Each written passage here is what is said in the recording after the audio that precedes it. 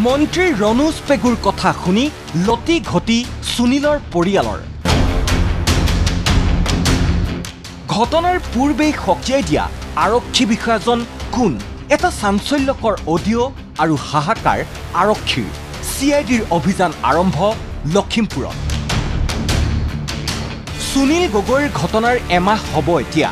মাজত কেইটামান ঘণ্টা বাকী মাথো সমগ্ৰ তদন্তৰ ভাৰ মূৰ পাতি ল'বলৈ ঢকুৱাখনাত উপস্থিত CIDৰ এটা দল নেতৃত্বত SP সুধাকৰ সিং তেনে সময়তে পোহৰলৈ অহা এটা অডিঅ' ক্লিপে কঁপনি তুলিছে লখিমপুৰ আৰক্ষীক এইজন মন্ত্ৰী ডক্টৰ ৰণোজ পেগুৱে দিয়া নিৰ্দেশৰ ভিত্তিতেই বহাগ বিহুৰ পিছতেই দুৰ্নীতি নিবাৰক আৰু তদাৰকী শাখাৰে যোগাযোগ কৰিছিল সুনীল গগৈয়ে দুৰ্নীতি নিবাৰক শাখাই যুদ্ধৰ আখৰা কৰিছিল তেতিয়াৰে পৰা মই এদিনাখন মিনিষ্টাৰকো কৈছিলোঁ মই ৰণোজ পেগু ছাৰ এনেকুৱা অকল যে পইচা বিচাৰি থাকে যদি কি চাই আছে বোলে ধৰাই দিব নোৱাৰো নে বোলে সেই বুলি তেওঁ তেতিয়া মোক ক'লে মই জানুৱাৰীত তেতিয়া ক'লো বিহুত লগ পাওঁতে মই ক'লো কথাটো তেওঁ তেনেকৈ ক'লে অভিযন্তা জয়ন্ত গোস্বামীক ধৰাই দিয়াৰ পিছত হাহাকাৰ লাগিছিল ঘিলামৰাৰ একাংশ ঠিকাদাৰৰ মাজত হত্যাৰ ভাবুকি সুনীল গগৈক এতিয়া কাম নকৰাকে ঘিলামৰা ডিভিজনত বহুত কাম পেণ্ডিং আছে পইচা খাই দিলে তাৰমানে খাই দিয়াৰ লগে লগে বাকী সোপা গোটেই সোপা তাৰমানে এতিয়া খংটো মোৰ ওপৰত হাৰিব বিচাৰিছে তাৰমানে ঠিকা আকৌ ওলাই আহিছে তাৰমানে কিহৰ এইবোৰ হেৰি কৰিছে বুলি মাৰিহে পেলাম কিবাহে কৰিম ঢেৰ মানে অলপ হুলস্থুল হৈ আছে তাৰমানে সেইদিনাখনি মই জনালো হেৰিয়ত প্ৰশাসনক জনাইছো কথাকে একো কৰিব নোৱাৰে কিন্তু হ'লেও এতিয়া মানে এনেকুৱা হৈছে কোনোবাই ধৰক পইচাটো মাৰি থৈ দিছিলে ইঞ্জিনিয়াৰ লগত মিলাই মেলি কাম খেলি মেলি কৰি তাৰমানে কিছুমান জেগাত পানী প্ৰয়োজনেই নাই নহয় এনেই স্কিম নচলেগে এনেই পৰি থাকিব সেইবোৰ স্কিমত এনেই স্কিমটো দেখাই আৰু বিশেষ কাম নকৰে পইচাটো খাই থৈ দিলে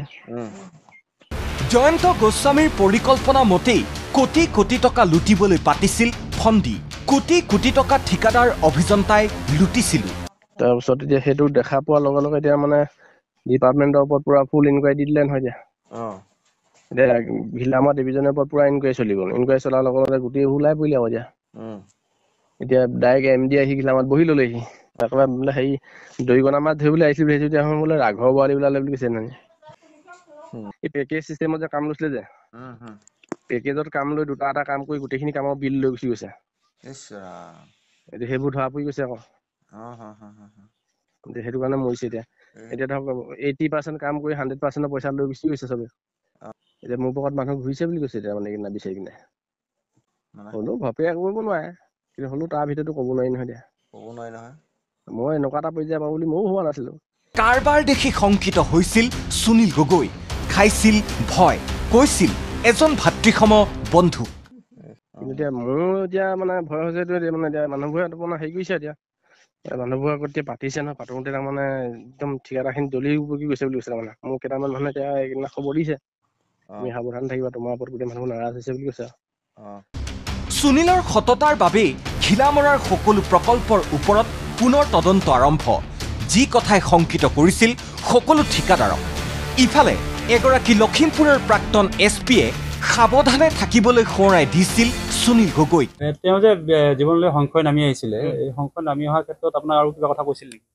সংশয় নামি অহাটো অকল এইটো দুটা অপশ্যনেই দেখাইছে এটা দেখাইছে সতীৰ্থ কণ্ট্ৰেক্টাৰবিলাক যিবিলাক মানে বিল পাছ কৰা নাই আৰু এটা অকল জয়ন্ত গোস্বামী এই দুটা বিষয়ে কৈছিলে এই দুটা বিষয়ে মানে তুমি অলপ সাৱধানে থাকিবা আৰু গুৱাহাটীৰ যিজন আমাৰ ইয়াত SP কৰি গৈছিলে তেওঁক সাৱধান বাণী কৈ দিছিলে তুমি অলপ ভালকে থাকা নহ'লে মানে এই খঙত থাকোঁতে মানুহে যি টি কৰি দিব পাৰে এনেকে বুলি কৈছে কোন আছিল সেইজন SP